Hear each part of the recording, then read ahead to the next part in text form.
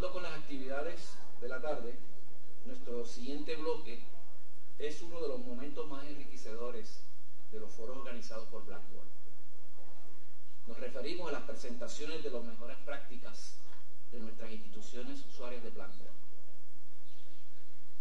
Esta es una gran oportunidad para tener contacto con colegas y reflexionar en torno a las plataformas para tener una mejor comprensión de ellas, optimizar su aplicación en sus instituciones y o compartir sus éxitos en la implantación de las mismas. Estaremos presentando dos casos de éxitos o mejores prácticas. El primero es presentado por la señora Juliet Abhahim, Project Manager, Application Support Team, Lead College of Science, Technology and Arts of Trinidad and Tobago, COSTAATT. Juliet has 23 years experience in information, technology, project management, and Juliet's degree is in the information technology and an MBA in strategic management, certified in project management and ITL. She has worked with companies from small startup business to large organizations and identifies with organizational culture and growth, both in private and public sectors. 8 years ago, Mrs. Abhahim joined the College of Science, Technology and Applied Art of Trinidad and Tobago as the project manager from the college Enterprise Resources Planning software. She is also managed the application support team consisting of programmer, analyst, business analyst, database administrator, and computer training officer. Before joining COSTAATT, she was an information system department manager of Trinidad's largest state-owned agro-industry company. She is an executive member of the Caribbean Museum researching the diaspora in Trinidad and Tobago and a member of the Educational and Certification Committee of the Project Management Institute Southern Caribbean Chapter. Please welcome Mrs. Juliet Abhahim.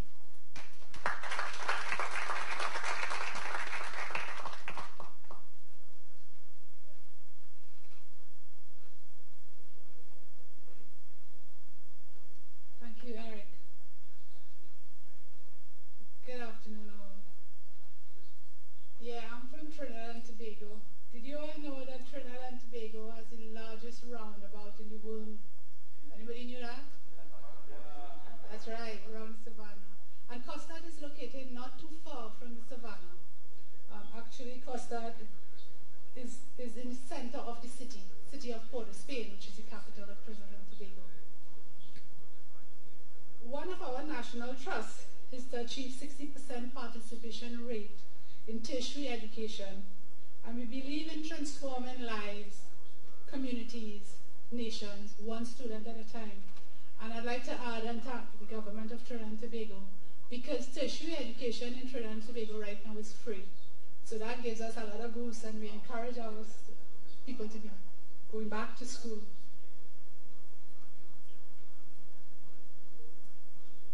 COSTAATT was legally established as a body corporated on 27th of October 2000 by Act of Parliament. COSTAATT is the second largest public tertiary education institute in Trinidad and Tobago. We are also the official translation body for the government of Trinidad and Tobago. We have 9 campuses. I need to update this because I have 8 here. We just recently opened one in Chaguanas. We have 9 campuses in Trinidad and Tobago, and they are strategically located, and I'll show you in a subsequent slide. Sorry.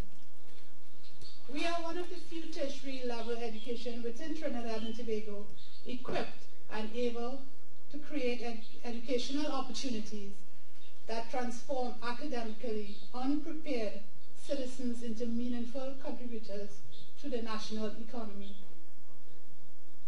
COSTAATT was awarded the National Institutional Accreditation by the Accreditation Council of Trinidad and Tobago in 2010.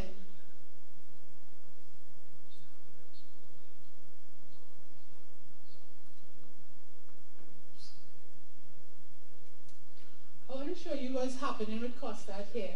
As you can see, in 2007, 2008, we had a drastic increase in students.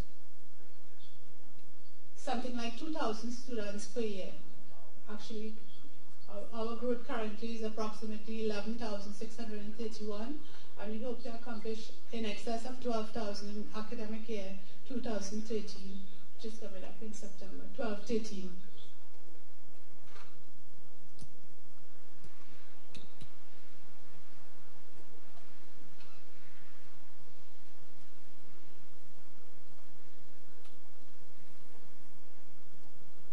As our students came on board, our programs also increased. And if you notice here also, we had something like 65, a growth of 10 programs. Right now, we are 104 programs. We offer 104 programs at the college.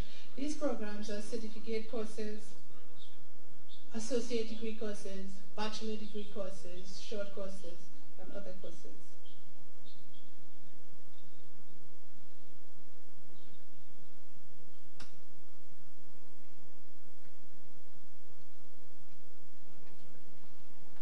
A little bit of information on where Trinidad is located. As you can see, we are very close to Venezuela,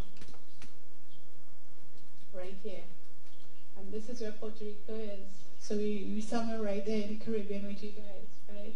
And what you're seeing here is basically, this is the capital, Port of Spain, and our second largest city is in San Fernando.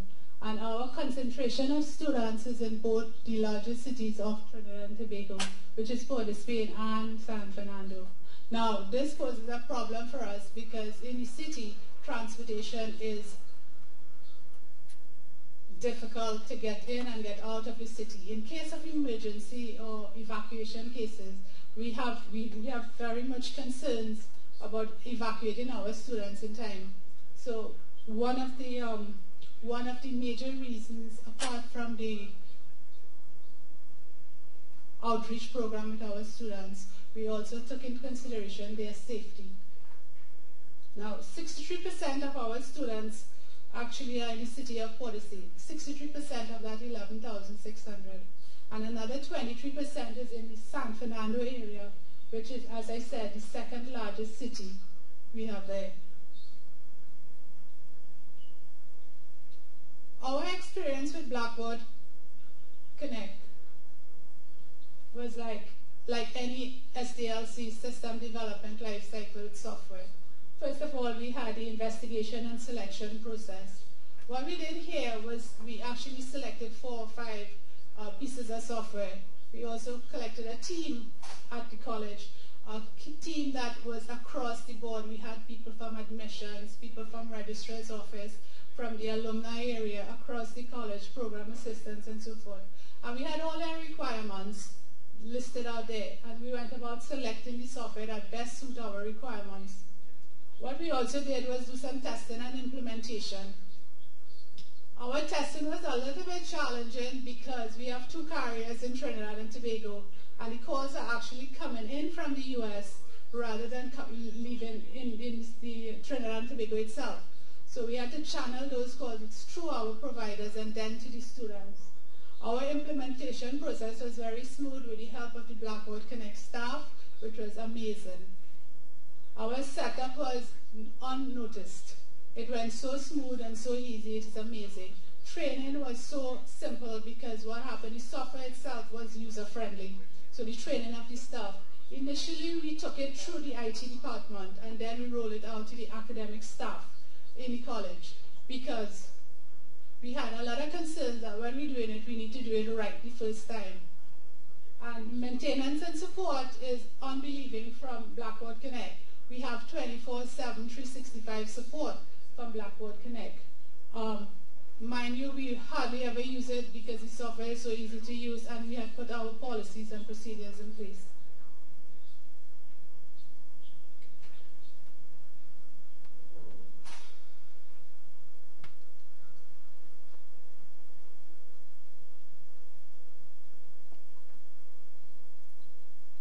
COSTAATT, what we did was to streamline our processes, like all other processes we have at the college.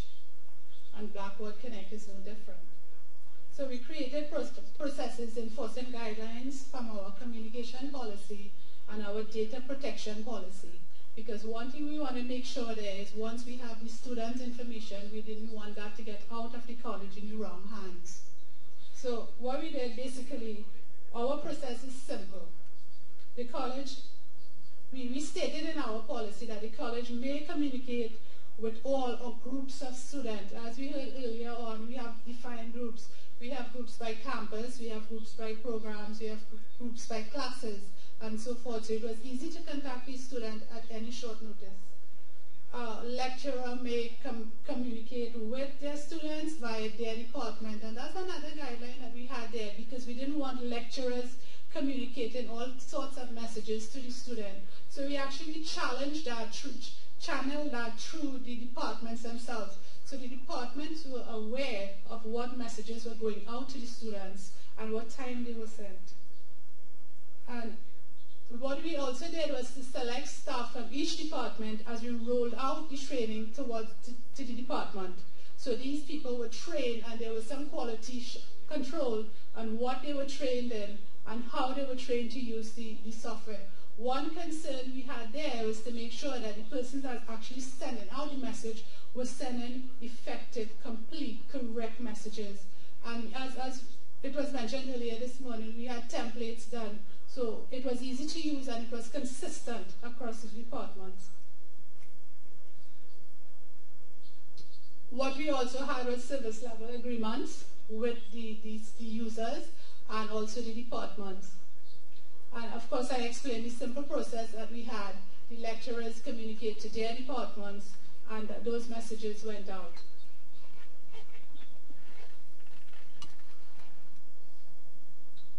Our ultimate benefit of having these tools is communication.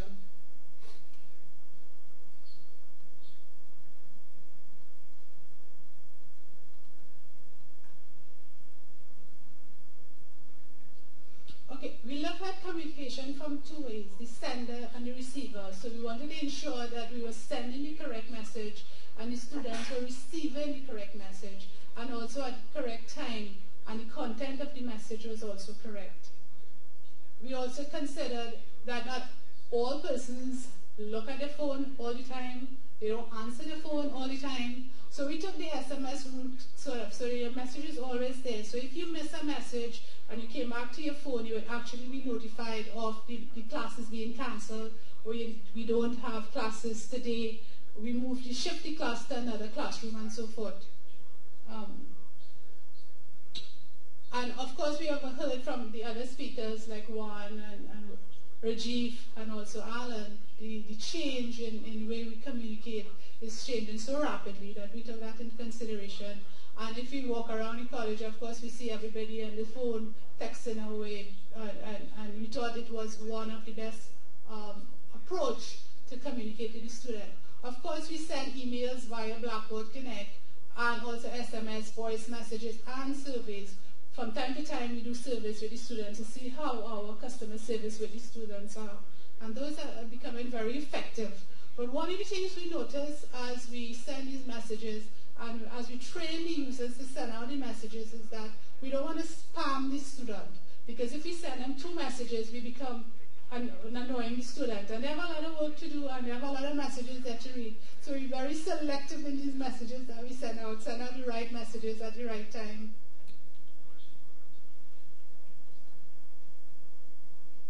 So why we chose Blackboard Connect and the need for a solution is because of our unprecedented growth. As you would have seen over the past 3-4 years, you would have seen where we actually double or triple our student population on campus. We also doubled, tripled our programs going out there. And you know what happened? We had the same building, the same classroom, so we had to manage this a little tighter than how we would have managed it before. And one of the way we thought about doing that is communicating with the students and getting feedback from the students. We also have the competitive advantage when we look at it, because we had some feedback from some of the students. So one particular student indicated that she and her husband are both going back to school, but she's coming to COSTAATT and he's going to another institution. So this day it was so raining that they actually canceled classes at our school. So they sent messages to all the students that class was cancelled. And of course her husband went to his institution, and when he got there he found out that the class was cancelled. So he had to come back home. Of course we have the advantage there on the students, right? And of course with the kind of messages we send out different types of messages. Apart from class cancellation, we have events, we have sporting activities, we communicate constantly with the students themselves. So we also improve our customer service with the student by getting feedback from them of what are some of the things they look forward to. One of the things that we look also at was the security issue. Secure transmission when uploading student information. And of course, as you know, we get these numbers, the student phone numbers, and also the email addresses come from our SIS. What we have been doing is actually automating this process. So every night, the student numbers are actually uploaded to Blackboard Connect. The reason why we do this is in Trinidad, you tend to change your numbers. Sometimes you lost your phone, sometimes you change your number, and so forth. And we don't want to have a big gap there where we have a number but it's an incorrect number. And we're sending out these messages and nobody's receiving the message. So actually we have the process there that is being uploaded from the system on a nightly basis. Controlled access, who is using the system? As I said, we selectively choose from the department the persons that are sending out the messages, so that we also have accounts for these persons. And as mentioned earlier too, I think someone asked a question about reporting and monitoring. Yes, we do monitor these messages going out. Who sent the messages? The students that receive the messages. So we do a bit of reporting and monitoring in the system, and it comes with the software. Impact of our implementation, what we have found is that the speed and reliability of sending out messages.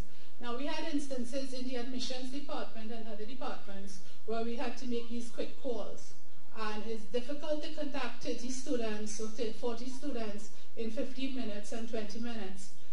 And that's one remarkable instance that we had. We had one instance where we had to contact 600 students in about 3 hours, which was going to be a challenge for us, and the resources, we don't really want to add a lot of human resources there to make these calls. One thing we found also is that when we call the students, the conversation usually takes longer. Yeah, and the time that you anticipate to contact 600 students is going to be a tremendously long time than you expected. So when we send out these text messages, one message go out to 600 students, and that's it. So the resources that we use there is actually pretty impressive. What we're also doing is communicate. By sending out these messages, phone messages, SMS, emails, we are actually communicating with the student instantly. What we did by sending out these messages is building community confidence, in that if we know we're going to cancel a class, the student is notified within a reasonable time so that they have confidence in us. Keep the campus community informed of all the events and activities that's happening at COSTAATT. One of the things we did, and I think we focused on when we were doing the implementation, is the outreach to the student. We also look at their interaction with the software also. And of course, after we evaluated the resources required to send out these messages, we thought that we actually saved some dollars at the end of the day when we compared the service against the resources that we needed. Technical resources in that Blackboard Connect is software as a service. So in this way, we do not require additional servers, additional resources to man the servers, backup procedures, and so forth.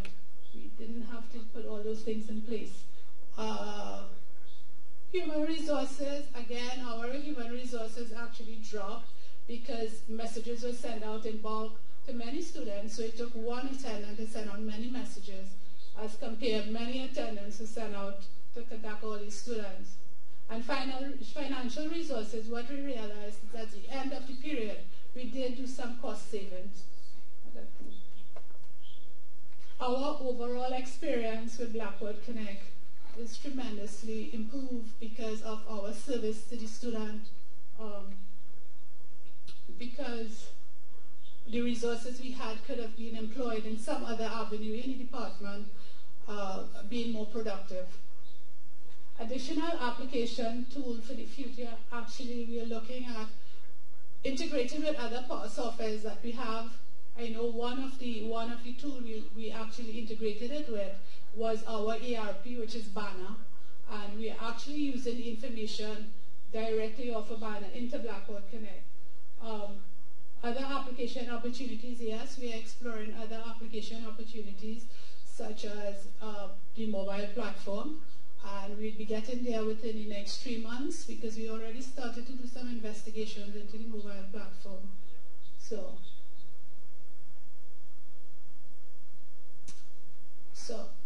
I think this is the time for some questions.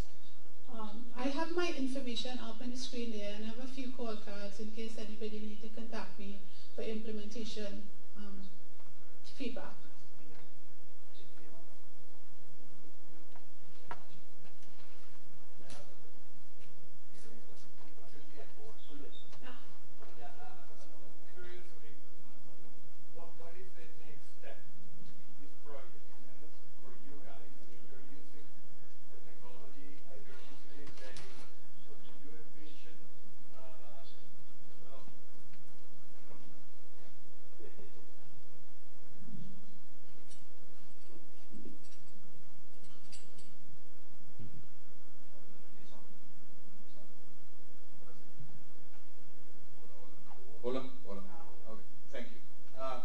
Yes, I have a question for you. Very good presentation. Thank you very much. I was very interested in learning what's the future of the project. What are the plans for the next phase, if so, and particularly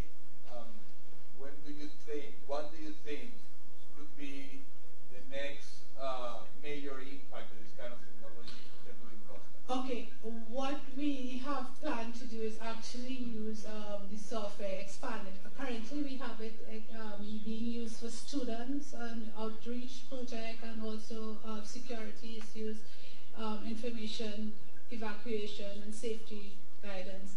We plan to expand it across now to faculty and staff to use, so that faculty can communicate with classes and so forth. We also plan to use the prospective students in the admissions department, so actually we're using that area.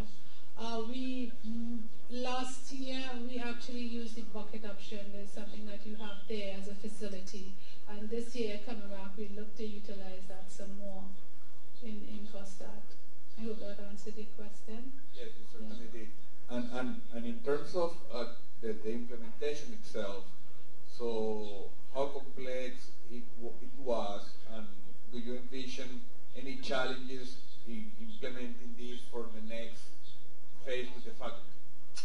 Actually, the implementation was very smooth. In our rating from 1 to 10, I think the implementation was probably a level of 2, being simple. The most difficult challenge we had was actually integrating Blackboard Connect with our providers back home in Trinidad, because in the US, I don't think you would have that problem because you go from Blackboard Connect with your carriers. In Trinidad, we had to go from Blackboard Connect through our carriers and then to the student.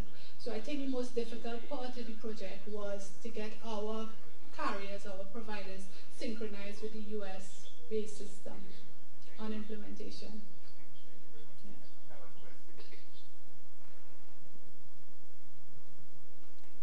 That there was some scheduling problems, right, because of your growth? There was some. How are you working on those scheduling? Pardon me? Could you ask the question again? Yes. How are you solving those issues?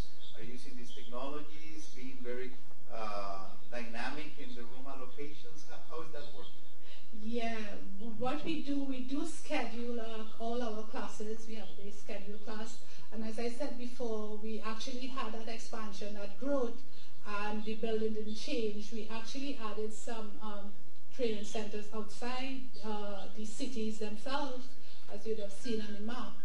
But how we are dealing with it is because our schedule for classroom is so tight, is that and some of the cancellation is unforeseen and we can't do anything about it, bad weathers and stuff like that, so that we have to manage our classroom space, very, very critical use of space. So we have been using the Blackboard Connect to help us to do that by looking at when one class is scheduled and is cancelled. If someone else come and cancel that, we actually utilize the classroom to bridge that gap. Also, when we have makeup class, we can communicate all that information back to the student. Yeah. Thank you.